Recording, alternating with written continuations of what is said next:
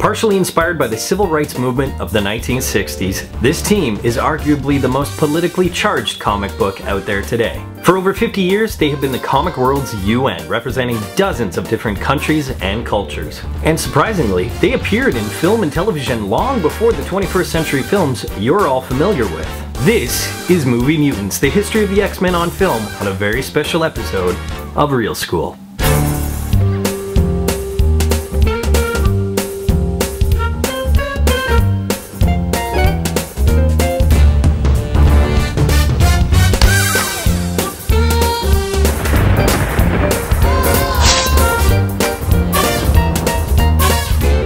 Every time I've covered the history of a comic book on film, fans have asked that I cover the animated shows as well. Well, your wishes come true, Real Schoolers, because the X-Men animated show is where it all started for me.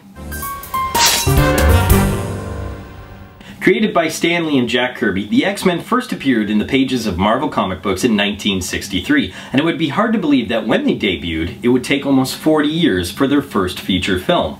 In 1966, an animated Professor X commanded the original team of Iceman, Beast, Angel, Cyclops, and Marvel Girl when the X-Men appeared in an episode of Marvel Superheroes. It was almost 15 years later when the X-Men teamed up with everybody's favorite wall crawler in a few episodes of Spider-Man and His Amazing Friends. The last episode that they were in, entitled The X-Men Adventure, was meant to serve as a pilot for an X-Men animated series. Well, that didn't happen, but they tried one more time in 1989. Marvel produced a 30-minute pilot entitled Pride of the X-Men that featured that classic G.I. Joe style animation, a white queen who could throw psi harpoons, and an Australian Wolverine. So while the animation was great, yeah, that series didn't work out. However, 3 years later, they finally got it right in my opinion, as Fox launched the first successful X-Men animated show, which lasted 5 seasons. After the success of the X-Men animated show in the 90s, the X-Men were the go-to animation franchise for Marvel, and so they had X-Men Evolution, X-Men Dark Tide, and Wolverine and the X-Men, just to name a few follow-ups. Marvel had attempted almost everything when it came to the mutants on the small screen, except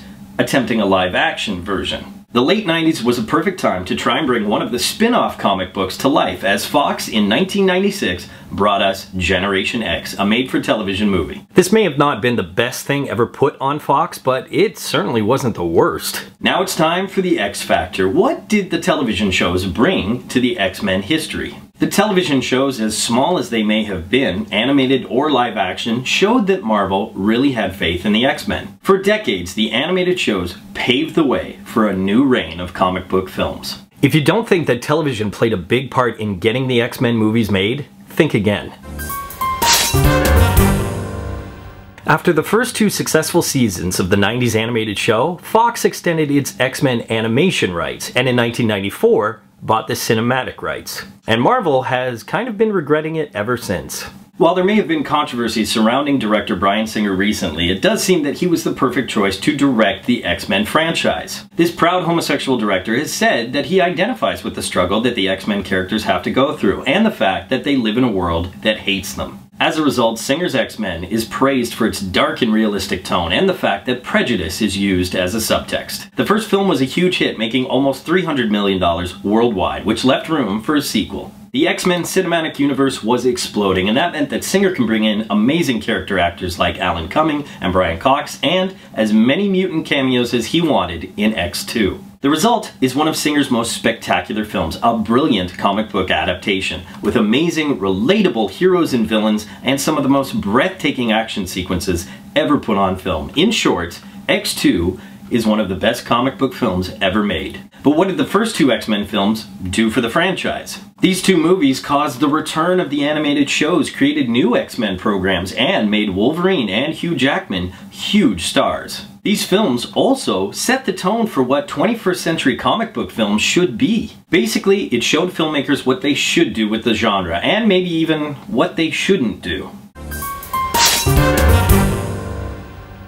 After X2, Singer moved on to bigger and better things. Or Superman Returns and Jack the Giant Slayer, depending on how you look at it. Regardless, the proverbial Professor X was gone from the franchise, and so they brought in Brett Ratner to complete the X-Men trilogy and the Dark Phoenix storyline that was teased in X2. I call it a tease because really nobody got the film they wanted. Brett Ratner was also not the only director to be approached to finish the trilogy. Darren Aronofsky was in talks, Joss Whedon turned it down, Alex Proyas, Zack Snyder, and Peter Berg all said no, and Matthew Vaughn was even hired but dropped out a year later. Sure, we got to see some fan favorites like the Juggernaut, but ultimately it was not the film that fans wanted, and just yet another example of Marvel's trilogy curse. But there are plenty of things you can take away from The Last Stand. This is, believe it or not, the highest grossing film of the original trilogy, and it really redesigned a team that had been around for over 40 years. That left room for the new face of the franchise, Wolverine. Wait. We'll talk about him in a minute. First, we have to address the necessary reboot, as The Last Stand ostracized fans and audiences. Matthew Vaughn, after proving with Kick-Ass that he can direct comic book films and proving that he shouldn't have left in the first place, brought together the origin story of how Magneto and Professor X became friends and then ultimately drifted apart. What we got was a brilliant period piece which used the Cold War, the racism of the era, and Magneto's dark search for vengeance to create brilliant subplots and dark twists. These post-Singer films gave audiences some amazing perspective. The Last Stand, as awful as it was, did show us that the X-Men are more than just tons of characters and epic special effects, because the storyline is driven by plot and subtext. Vaughn has even gone on record to say that he ignored the weaker previous films so that he could reinvent the narrative. Which is why First Class was a step in the right direction. Sure, the cast was still amazing and there were special effects, but it was driven by the story. Not to mention that at the time, in 7 X-Men films, First Class was the only X-Men film not to feature a certain Knucklehead. Okay, now we can talk about him.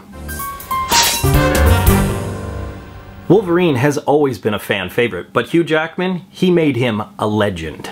A legend that's pretty much batting 500 when it comes to his own films. X-Men Origins Wolverine continued the dark age that The Last Stand kicked off, and proved that you can't solve your problems and a dull storyline by throwing fan favorite characters at the screen. But those fan favorites were part of the reason that fans didn't appreciate the film. If you're going to give us Gambit and Deadpool, you better do it right, because close isn't close enough. Another aspect of the film was that some of the story elements didn't need to be told, and some of them had already been told. But at least, in my opinion, they got Sabretooth right, because Liev Schreiber was brilliant, and an amazing mirror to the already brilliant Hugh Jackman. So it was time to take Logan in a new direction, both figuratively and literally. Where Gavin Hood and the filmmakers of the first Wolverine failed, James Mangold and his team succeeded, concentrating on just Wolverine instead of a cavalcade of characters. After fan reaction of The Last Stand and the first Wolverine, it seemed that Fox finally had a solid effort when it came to regaining its audience. Not to mention, they took a page out of the Avengers handbook and began amalgamating all the best storylines. The Wolverine also seemed to delve into the 50-year history of great X-Men stories, which a lot of these films hadn't done before. So what's next for the X-Men? A mix of old and new, with Singer bringing us the cinematic version of one of the most legendary X stories. And after that, who knows? X-Men Apocalypse, a Wolverine sequel, and possibly even an X-Force and Deadpool film. It may have taken 40 years to get rolling, but with 7 films in 14 years, the X-Men cinematic universe seems like an unstoppable juggernaut. Poll question, what has been your favorite version of the X-Men in TV and film? As always, leave your answers in the comment section below. But until next time, school's out.